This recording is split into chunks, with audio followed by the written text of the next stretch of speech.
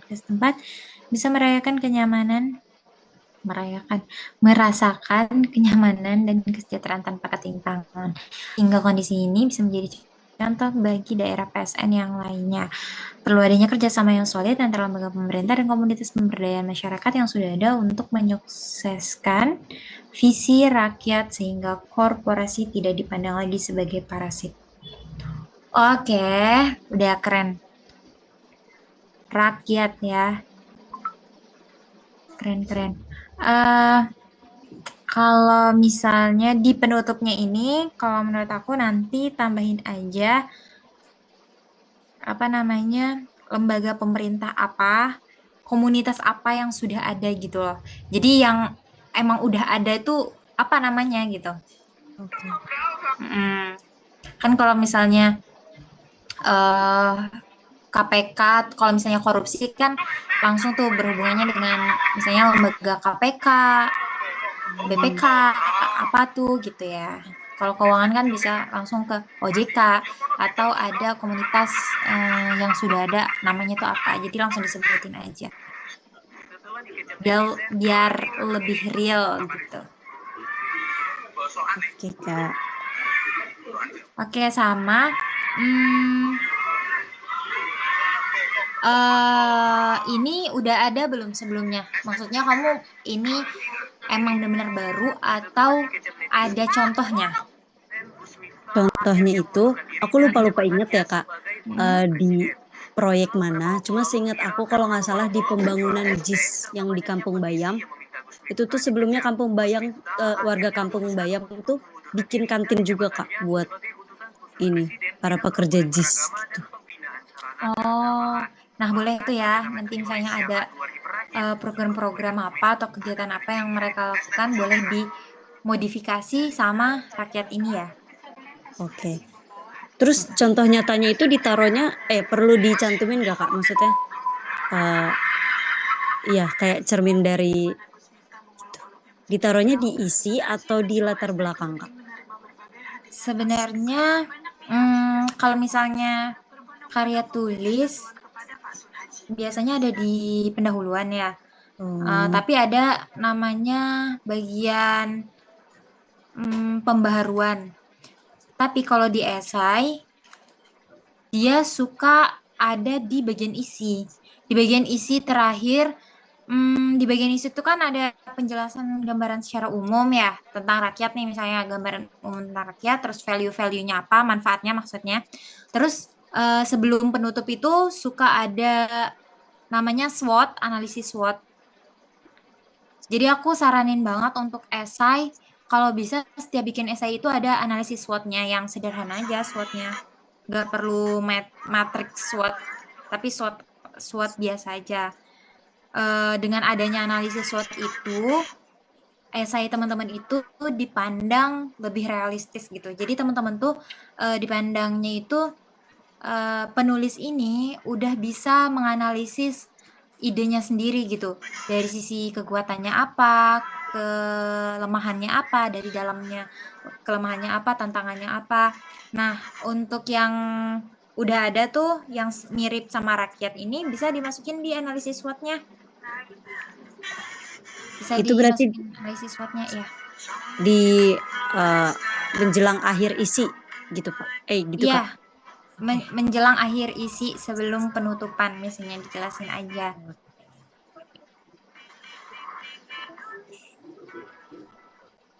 SWOT-nya berbentuk ini aja ya, berbentuk apa sih namanya? Table aja. Nggak usah panjang-panjang, penjelasan panjang nggak usah. Berbentuk table aja. Table tuh gimana, Kak, berarti? Table SWOT udah pernah lihat belum? Oh, table SWOT. Jadi Iya, dicantumin di situ aja. iya. Oh, Esai itu lebih menarik teman-teman kalau teman-teman punya gambar, punya eh, tabel, punya diagram, itu tuh menarik. Jadi nggak tulisan semuanya gitu loh, nggak paragraf semuanya. Kalau bisa teman-teman bikin esai, cantumin tuh mau dia gimana pun gimana nih caranya bisa biar dia itu ada diagram atau enggak dia punya table atau apa yang lebih lebih enak dibaca gitu. lebih menarik lah gitu ya. Gak monoton maksudnya. Gitu. Kalau analisis SWOT, aku sangat menganjurkan. Oke? Udah kebayang belum, Nova? Udah, Kak. Cuma aku masih mikir analisis SWOT di esai itu gimana ya bentuknya ya. Analisis SWOT biasanya, coba kita cari ya. Langsung contohnya ya. Teman-teman yang lain juga ya, jangan lupa aku sangat menganjurkan sunnah muakkad, sunnah apa ya? Sunnah muakkad. Ini tuh sangat dianjurkan sekali memiliki analisis SWOT.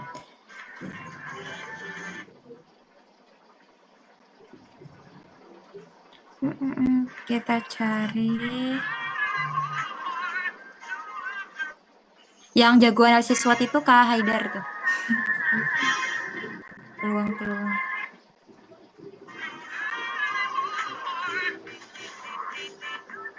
Kita cari dulu ya. Aku nggak percaya kan.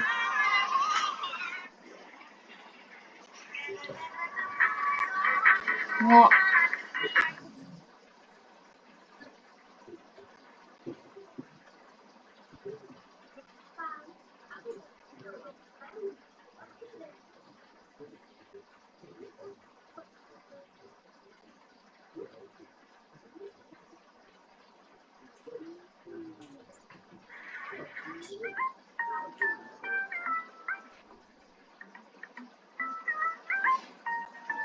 Kok kanjem? Punya bangke.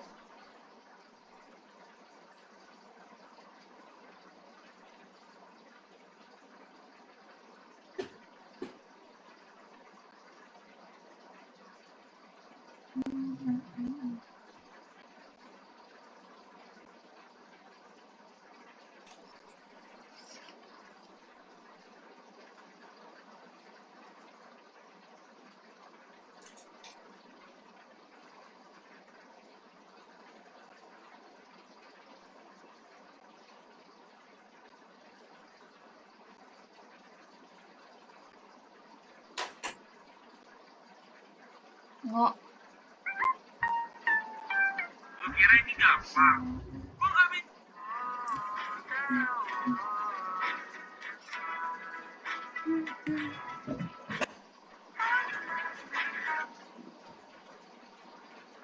Agak loading nih. Tunggu ya.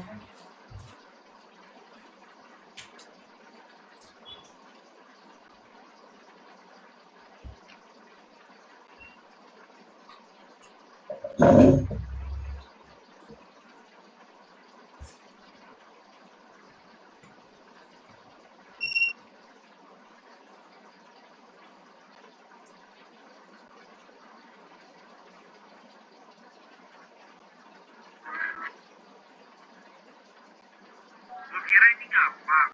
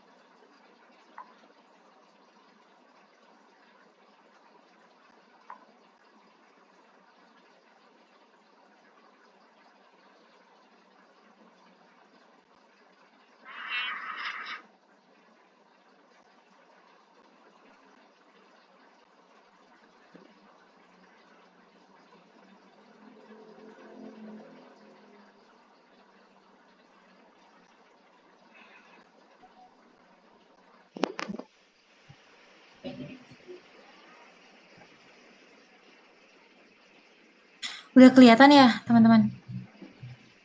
Udah, Kak. Hmm.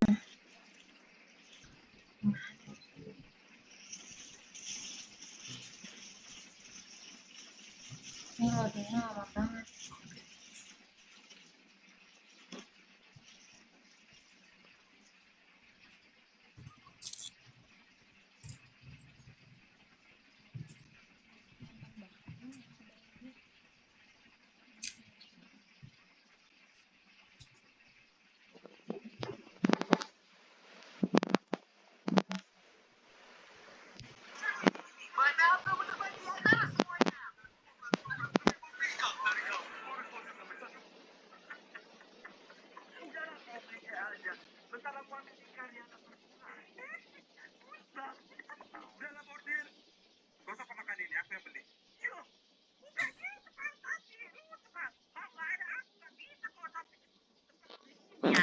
Bisa aku jalan. Banyak beda lagi jalan. Lah, nggak boleh buru-buru pakai kilo. Mana?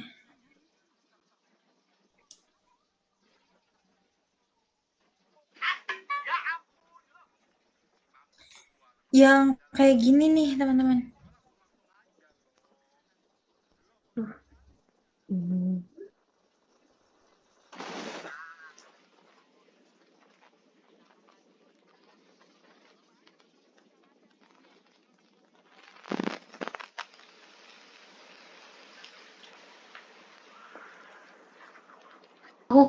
Aku keluar ya.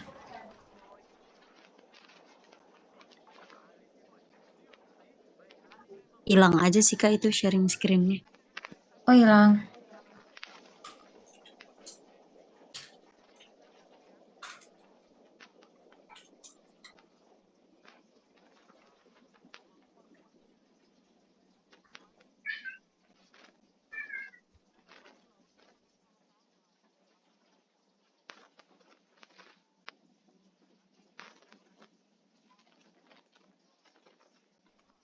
Ini udah kelihatan ya, teman-teman? Udah, Kak. Hmm. Itu taruhnya di Oh ya, taruhnya diisi ya, Kak ya? Iya. Oke. Sebentar. Tulis aja kamar mandi.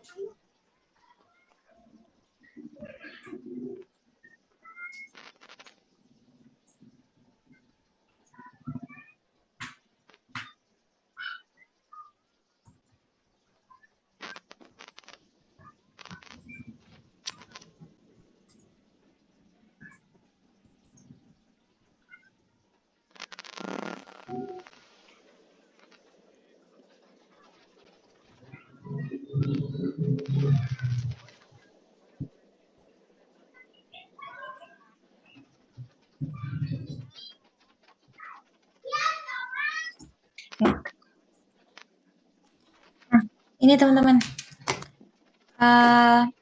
Kan ada SWOT tuh. SWOT itu strength, weakness, opportunity, sama traits. Ini itu sangat aku anjurkan untuk teman-teman cantumkan di esai masing-masing sebelum penutup. Di bagian isi boleh dari tengah ke bawah biasanya adanya gitu. Nah, di sini tuh di kekuatannya misalnya eh, lokasinya kayak gini ya contohnya. Dia pusat kota. Jadi maksudnya itu strategis, sangat strategis. Terus value-nya keunikan maksudnya di sini tuh apa yang beda gitu loh. Apa yang beda dari yang biasanya, apa dan lain sebagainya. Apalah yang menurut teman-teman itu tuh suatu keunikan, kekuatan dari ide teman-teman yang nggak ada di tempat lain. Itu di kolom strength. Terus di kolom weakness, kelemahan dari ide dari apa yang mau teman-teman create, misalnya rakyat. Kelemahannya itu apa? Ini bukan tantangan ya, tapi kelemahan dari dalam diri si rakyat ini itu dalam internal rakyat ini apa? Misalnya misalnya susah mencari orang yang kompeten di bidang bla bla bla bla, misalnya kayak gitu. Yang kayak gitu kekurangan internal ya. Terus opportunities. Ini tuh peluang yang teman-teman lihat dari eksternal. Contohnya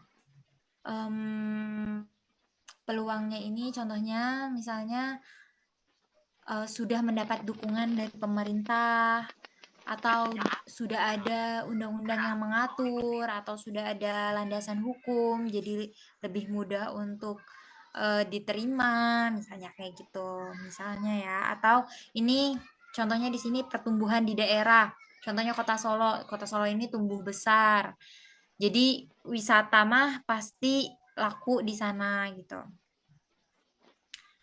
Terus target pertumbuhan pasar, misalnya pelajar, wisatawan, warga lokal. Ini kan karena pertumbuhan daerahnya juga semakin bagus gitu. Target pertumbuhan dari pemerintah misalnya di Kota Solo ini ternyata meningkat. Gitu-gitu. Itu peluang eksternal ya. Terus ada threats. Threats ini ancaman atau tantangan tapi dari luar. Biasanya threats sama weakness ini mirip-mirip, cuman bedanya kalau weakness ini dalam internal, kelemahan internal, kalau threats ini tantangan yang akan dihadapi gitu. Kompetitor, biasanya kompetitor itu pasti masuk ke threats. Kayak misalnya si rakyat tadi, nama yang komunitas ZIS itu misalnya namanya komunitas ZIS lah ya, misalnya ZIS ya, itu masuknya threads karena ada nih komunitas tersebut, cuma komunitas yang serupa, cuma beda di apa gitu, sehingga dia di lebih ke pengelolaan apa, terus kita pengelolaan apa. Cuman kita perlu antisipasi juga nanti suatu saat kalau misalnya dia misalnya dia memperbesar komunitasnya, nah apakah kita akan kerjasama dengan dia atau enggak? Pokoknya ini masuk ke tantangan lah gitu ya. Jadi kayak kompetitor itu masuk ke ancaman atau tantangan di trades ini. Terus mungkin masalah apa ya? Pokoknya masalah-masalah yang eksternal itu masuknya trades ya, tantangan buat ide teman-teman itu apa aja. Itu jadi SWOT ini nanti teman-teman dianjurkan untuk ada di setiap esai yang teman-teman bikin gitu. Udah? Udah paham? Paham. Udah Kak, makasih Kak Silvi. Iya, sama-sama. Terus udah Wafa udah ya tadi. Terus Iswatun udah ada? Sudah Kak, Oke, boleh.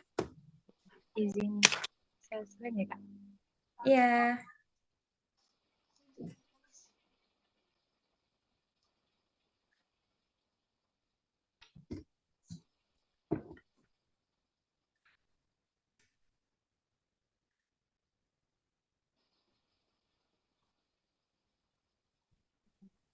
Kalau penutupnya baru ini sih Kak.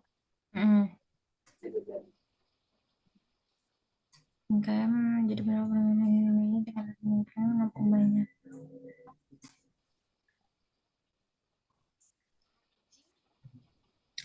Akan menciptakan banyak banyak dan banyak sumber Iya, tak pentingnya 8 bulan harusnya harus diperhatikan dalam laporan. Selain itu, ciptakan sebuah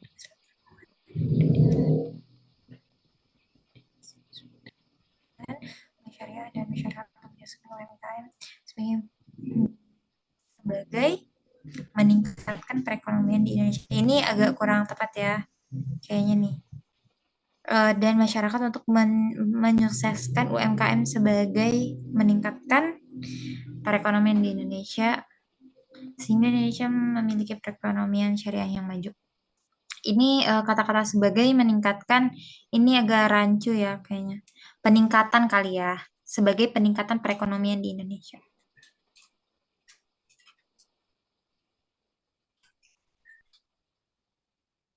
Ya. Oke, Sebenarnya kita apa? belum selesai banget. Nggak apa-apa, nggak apa-apa. Udah ada tulisan. Eh, Kalau untuk komunitas itu harus ada nama komunitasnya ya. Iya, kalau bisa ada namanya. Biar kita paham nih. Ini kan Iswatun Hasanah. Panggilannya siapa sih? Panggilannya biasanya Iswa, kalau enggak Iis. Iswa ya. Ya. Iswa, kan aku baca nih UMKM menjadi pendorong perekonomian Indonesia untuk lebih maju lagi. Dengan adanya UMKM ini menampung banyak pihak. Ini tuh kalau di paragraf awal ini udah kayaknya terlalu banyak untuk menjelaskan UMKM. Nah, kalau sampai kayak UMKM menjadi pendorong perekonomian Indonesia untuk lebih maju lagi, titik. Udah abis itu kamu bahas aja ide kamu apa gitu. Langsung bahas nih idenya apa. Misalnya nama komunitasnya apa tadi kayak yang si rakyat tadi. Misalnya kalau ini namanya UMKM cerdas misalnya ya. Nah, langsung aja UMKM menjadi pendorong perekonomian Indonesia untuk lebih maju lagi. UMKM cerdas, langsung UMKM cerdas menjadi salah satu katalisator untuk, nah jelasin, untuk apa sih namanya, untuk memberikan banyak pelatihan para UMKM tentang penyusunan laporan keuangan. Masuk langsung ke paragraf kedua. Jadi kalau penutup dua paragraf aja udah cukup ya. Ini ini kan tiga paragraf, tapi sebenarnya pendek kan? Pendek-pendek nih. Kalau untuk cuman 4 baris, jadi satu paragraf itu teman-teman 9 atau 10 baris ya. 9 atau 10 baris. Nah, kalau kayak gini kan bisa sebenarnya dijadikan dua paragraf aja. Jadi yang awal ini, kalimat awal dan paragraf nomor 2 ini bisa disatukan, tapi langsung membahas ide apa gitu, ide Iswa ini apa gitu. Kalau di sini kan kita belum membaca nih, Iswa ini idenya apa, tapi kita udah paham di akhirnya bahwa Iswa ini meminta untuk pemerintah, setelah itu dari pemerintah setempat atau komunitas untuk ciptakan sebuah aplikasi. Jadi minta pemerintah membuat aplikasi. Iswa mau membuat komunitas atau aplikasi? Nah, komunitas sih Kak. Cuman Komun sayangnya setelah komunitas ini berhasil, setidaknya pemerintah itu bisa dikembangkan lagi melalui digital gitu, teknologi. ah, ya, paham. Oke, berarti Iswa sebutin dulu nama komunitasnya apa ya. Setelah ini ya, setelah UMKM menjadi pendorong perekonomian Indonesia untuk lebih maju lagi, titik. Nah, langsung sebutin nama komunitasnya apa, terus fungsi komunitas itu apa, dan program-program secara singkat aja komunitasnya di sini. Kan kalau program-program umumnya nanti Iswa tulisnya diisi ya, bagian isi ya. Iswa jelasin apa aja program-programnya, kayak misalnya programnya ada program edukasi lapangan. Nah, program edukasi lapangan ini adalah program yang ditujukan untuk UMKM dan para volunteer di lapangan secara offline kayak gitu. Nah, kalau di penutup langsung aja eh, melalui program-program dari UMKM cerdas, edukasi lapangan, koma apa bla bla bla A B C D gitu. Diharapkan komunitas ini dapat menjadi katalisator yang dapat membuat UMKM lebih cerdas lagi dalam membuat dan menyusun laporan keuangan. Titik. Nah, di paragraf kedua itu, jadi penutup ini kalau esai kan suka dibatasin ya teman-teman, dibatasin halaman, dibatasin kata, udah banyak pembatasnya lah karena esai ini terkesan emang singkat gitu. Gimana caranya kita menyampaikan opini kita dengan ilmiah tapi sesederhana mungkin dan sesingkat mungkin kita bisa menjelaskan gitu apa ide kita dan apa yang mau kita apa eh, yang mau kita ajukan gitu ke pemerintah saran atau rekomendasi. Nah, paragraf pertama untuk lebih efektif, paragraf pertama teman-teman bikin kesimpulan, menjelaskan ide dan paragraf kedua langsung masuk ke minta saran atau ajakan gitu ke pemerintah. Kayak tadi nih si Wafa tadi kan ada nih yang paragraf pertama Wafa ngejelasin dulu si rakyat ini apa. Terus paragraf kedua langsung nih kita minta untuk pemerintah atau badan terkait berkontribusi dalam bla bla bla bla gitu. Susunannya gitu aja. Gitu ya, Iswa. Iya Kak.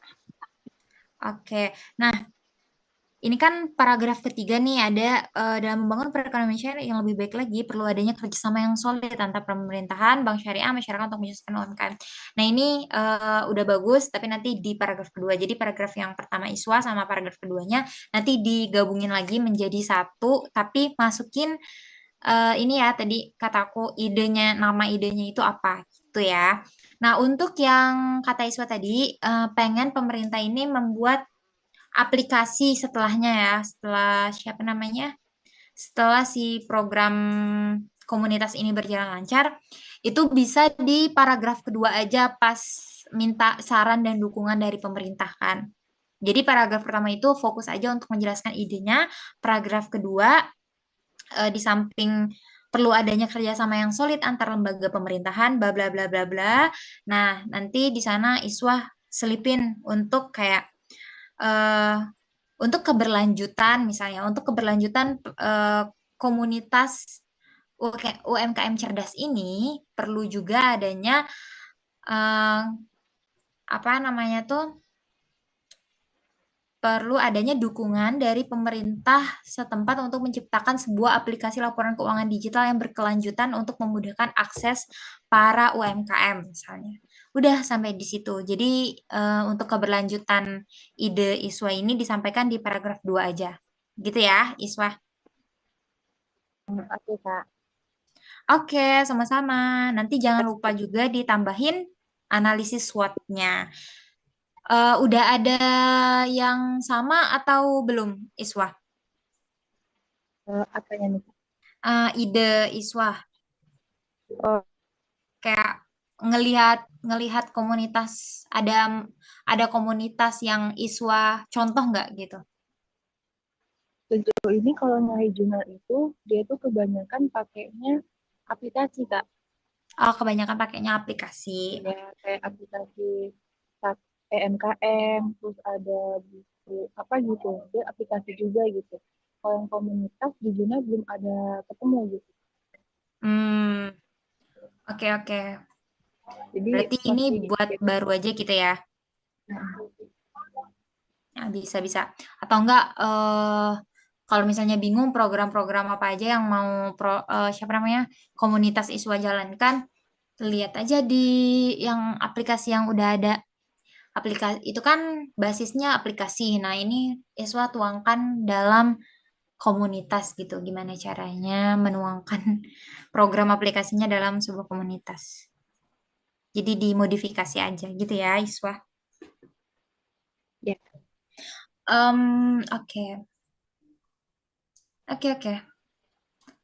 Udah. Ada yang mau ditanyain, Iswa? Kayaknya itu dulu sih Kak. Oh, yang ini Kak, yang tadi Kakak bilang kayak bikin diagram atas skema gitu ya. Apa? Kayak di itu tuh kalau bisa dibikin kayak tabel-tabel gitu ya. Iya, Kalau seandainya itu tuangkan tabel itu tentang step by step dari komunitasnya tuh bisa nggak? bisa. Misalnya program-programnya Iswa mau mau dibikinin gambar juga bagus. Hmm, gitu. Atau enggak step by step untuk tadi komunitasnya mau step by step apanya, Iswa? Kayak misalnya pertama dia sosialisasi dulu buat nanti data mendata UMKM yang ada di situ, Nah, boleh. realisasi lagi gitu, Kak. Mm, itu boleh. Oke, Kak, itu aja sih. Sesuatu yang bertahap, terus kayak penomoran atau nama-nama program, kayak gitu boleh dijadikan gambar, diagram, chart, tabel, biar lebih estetik, lebih menarik gitu. Gitu ya. Oke, Kak, terima kasih banyak. Iya, sama-sama. Oke. Selanjutnya ada Silva Adifa. Sebentar. Oke.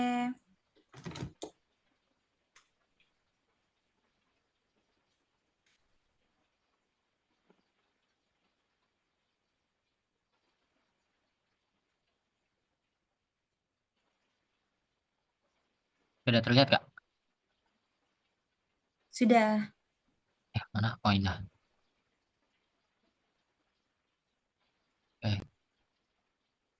Ini baru segini sih. Loh, Oke, nggak apa-apa. kan jadi apa namanya? Teknologi AI yang mau saya buat namanya ini Kak. Ini namanya Gimana nih cara bacanya? sembarangan. Sudah. Arch AI gitu, Archipelago Oh, Resonance dan Climate. Nah, ini adalah terobosan baru untuk menganalisis topografis di Kalimantan yang beragam sehingga dapat menganalisis data dalam skala besar, memprediksi pola dan memberikan rekomendasi berbasis data untuk membantu memetakan area yang layak untuk pembangunan infrastruktur kereta api. Hal ini akan membantu mendorong pembangunan ekonomi dan peningkatan kualitas hidup masyarakat setempat. Besok kalau kerjasamanya ini antara lembaga pemerintah, BMKG, Badan Geologi, perusahaan teknologi, dan masyarakat sekitar untuk mensukseskan teknologi AI